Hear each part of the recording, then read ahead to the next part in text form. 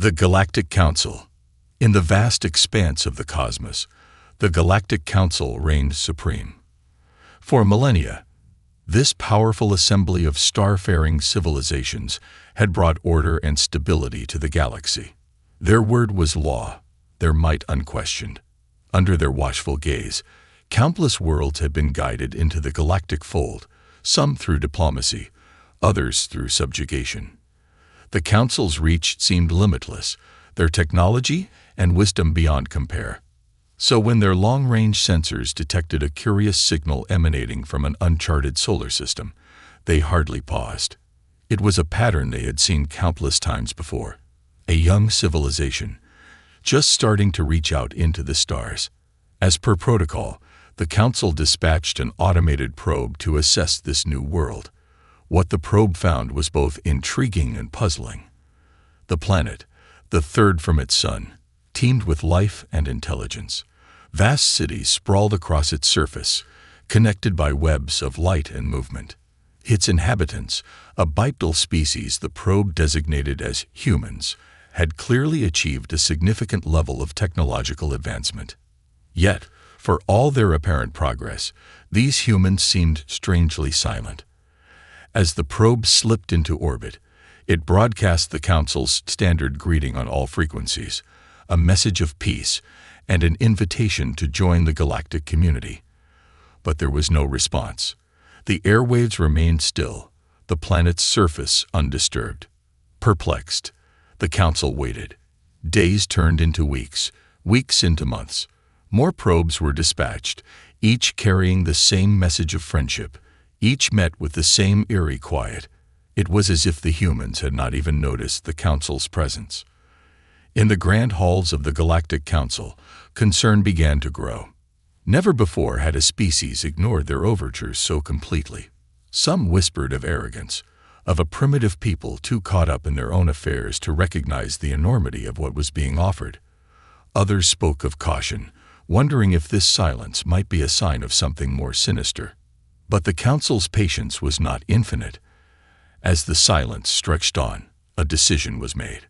If the humans would not respond to their probes, then perhaps a more direct approach was needed. A diplomatic envoy would be sent, a delegation to meet these curious beings face to face. Little did the Council know, as their ships prepared for the journey to Earth, that the human silence was far from a sign of ignorance or indifference. In the shadows of their gleaming cities, in the whispers of their leaders, a plan was forming, a plan that would shake the very foundations of the galactic order. The humans had been watching, and they were ready to be heard on their own terms. The stage was set for a confrontation unlike any the galaxy had seen before. In the silence of Earth, a message was brewing, one that would ring across the stars and change the course of galactic history forever. The Council's envoy. The Galactic Council's diplomatic vessel sliced through the void, a sleek silver arrow aimed at the heart of the silent planet. On board, the Council's chosen emissaries prepared for their historic mission. They were the best of the best, individuals selected for their sharp minds, quick wits, and unwavering loyalty to the galactic order. At their head was Ambassador Zoran, a tall, elegant figure with piercing eyes and a reputation for unflappable calm. He had brokered treaties between warring star systems, negotiated with the most intractable of species. But as he gazed out at the blue-green world growing larger in the viewports, he couldn't shake a sense of unease. "I don't like it," murmured his second-in-command, a stocky, no-nonsense officer named Kira. "This silence, it's not natural. What if it's a trap?" Zoran shook his head. "We must not jump to conclusions.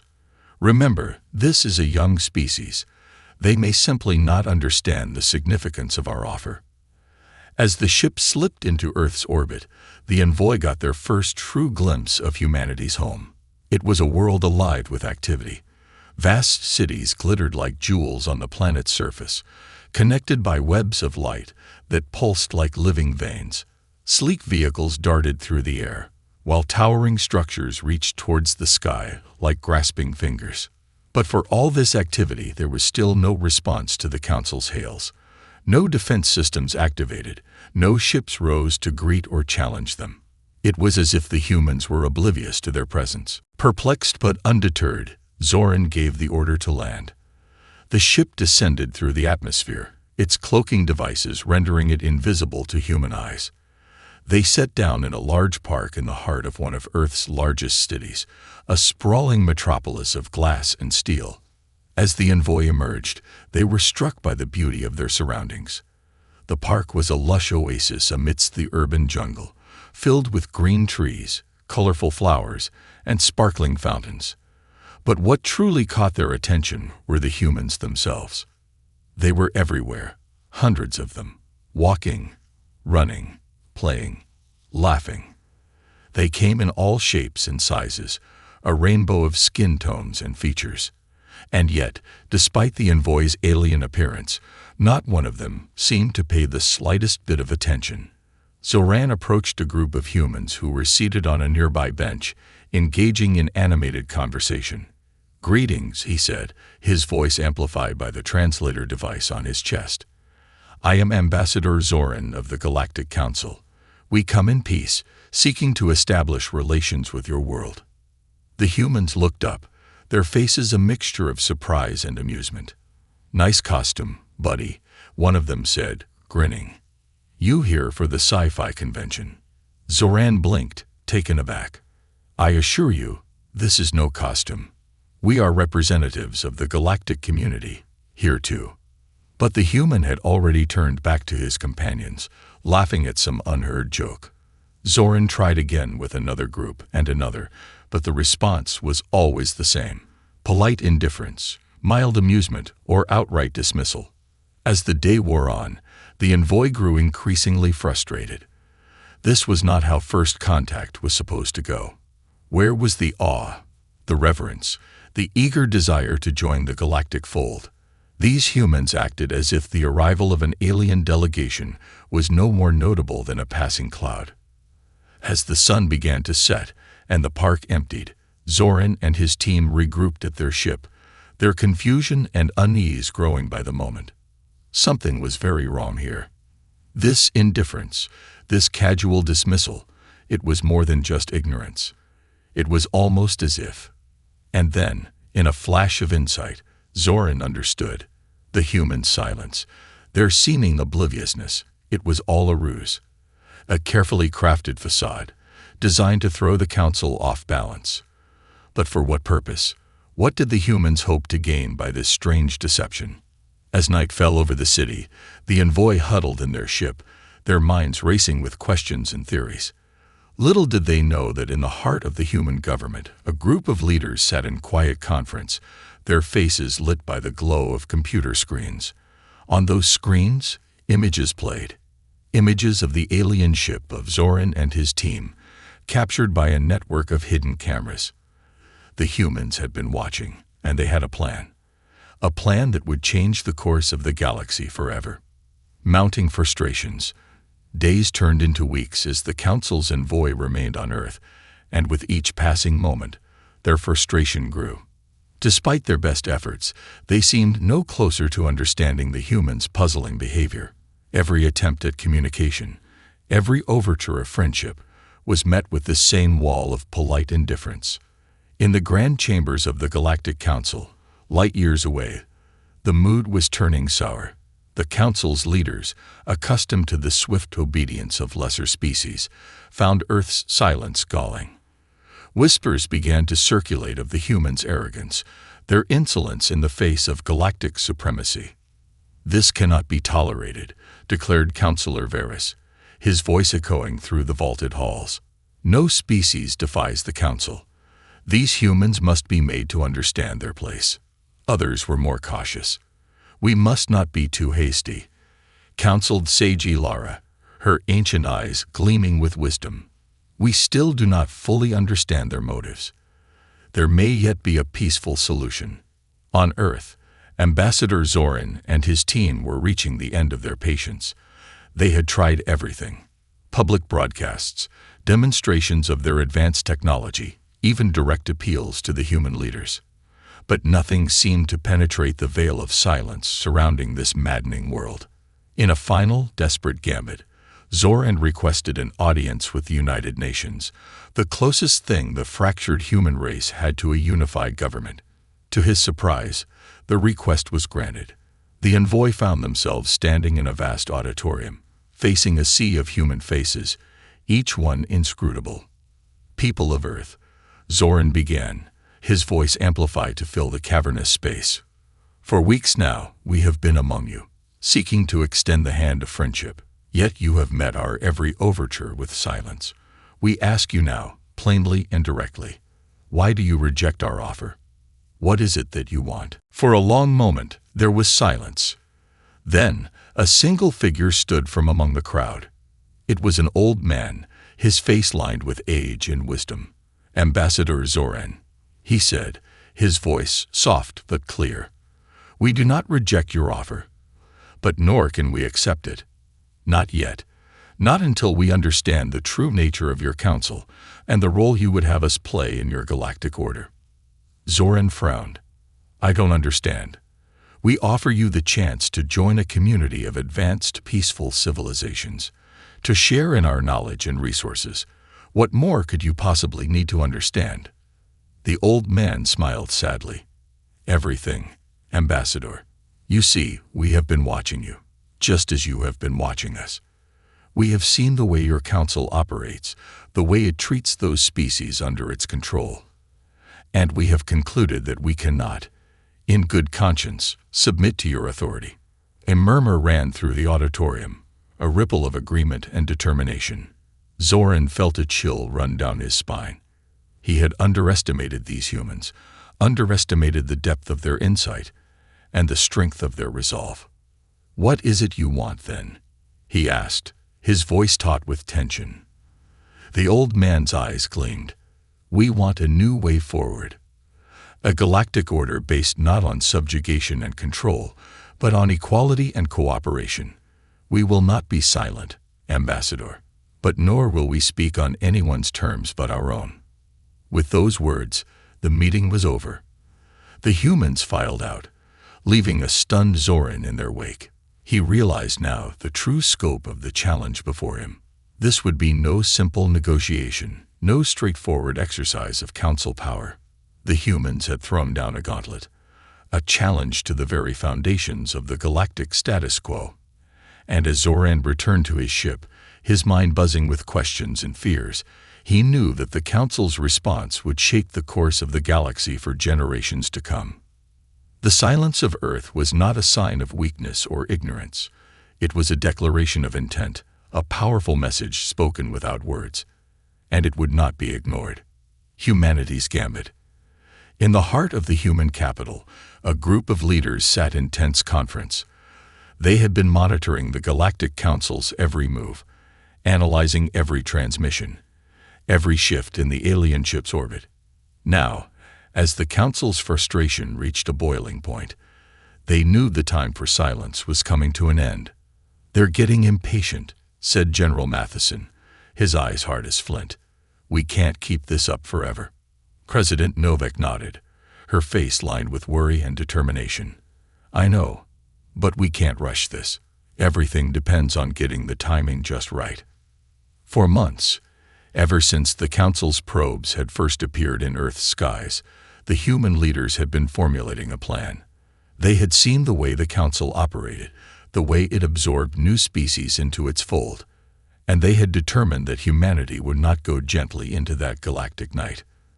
The silence had been the first part of their strategy, a way to throw the Council off balance, to buy time while they prepared for the confrontation to come. But it was a delicate balancing act. Push too far, and the Council might resort to force. Give in too soon, and they would lose their chance to set the terms of the engagement. "What's the status of the Artemis project?" President Novak asked, turning to a woman in a crisp white lab coat. Dr. Sanjay smiled tightly. "Ahead of schedule. The prototypes are ready for deployment. We just need the right moment." The Artemis project, the crux of humanity's gambit, a series of technological marvels, developed in secret over the course of decades. Weapons capable of leveling the playing field against the Council's superior might. But more than that, a symbol of human ingenuity, of the indomitable will that had carried the species from the savannas of Africa to the stars themselves. "And our allies?" the president asked, glancing around the room. "Are they ready?" Nods all around. In the months of silence, Earth had not been idle. Emissaries had been sent to the far corners of the globe, seeking out those nations and factions most likely to chafe under the Council's rule. A coalition had been formed, a united front of humanity, ready to stand against the Galactic Order. But would it be enough? Even with the Artemis Project, even with a united Earth, could they hope to stand against the might of 1,000 worlds? It was a question that weighed heavily on every mind in the room. A chime sounded, breaking the tension. A holographic display flickered to life, revealing the face of Ambassador Zoran.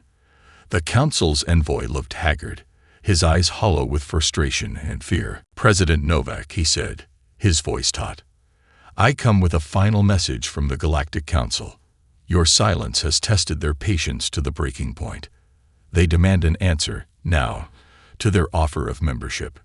Refuse, and they will consider it an act of defiance, of hostility.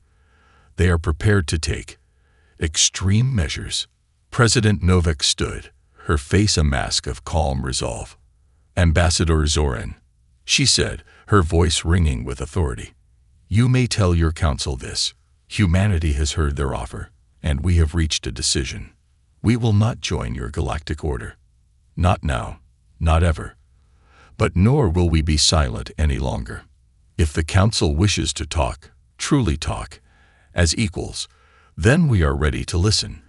But if they seek to impose their will by force, they will find us ready for that as well." Zoran's face contorted with shock and anger. "You cannot be serious. You would defy the council. You would risk war, destruction." President Novak's eyes flashed. "We would risk anything, Ambassador, to preserve our freedom and our future. The choice is the council's. We await their response." With that, she cut the transmission. The die was cast. Humanity had made its stand. Now, all that remained was to see how the council would respond. Would they come in peace, ready to negotiate a new galactic order? Or would they come with fire and fury, determined to crush this upstart species into submission? In the silence of the conference room, the human leaders waited, their hearts filled with hope and dread. The fate of their world, of their species, hung in the balance, and the galaxy held its breath, waiting to see what the dawn would bring. The Council's ultimatum. The response came swiftly, and it was every bit as terrible as the human leaders had feared. The Galactic Council, enraged by Earth's defiance, issued an ultimatum. Submit to their authority within one Earth rotation, or face the consequences. A fleet of warships, the largest ever assembled, was already en route to the human system, ready to enforce the Council's will. Panic gripped the planet as news of the ultimatum spread. Riots erupted in the streets. Millions fled the cities in a desperate attempt to escape the coming apocalypse. But in the halls of power, a grim resolve took hold. "We knew this was a possibility," President Novak said, her voice steady despite the fear in her eyes. "We've prepared for this. The Artemis Project is ready. Our allies stand with us. We will not submit, not now, not ever." General Matheson nodded, his face a mask of determination. "Our forces are mobilized. Every nation, every soldier, stands ready to defend our world.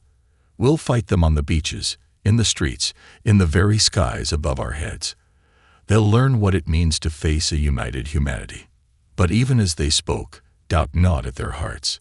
The Council's fleet was vast, their technology advanced beyond anything humanity had ever seen.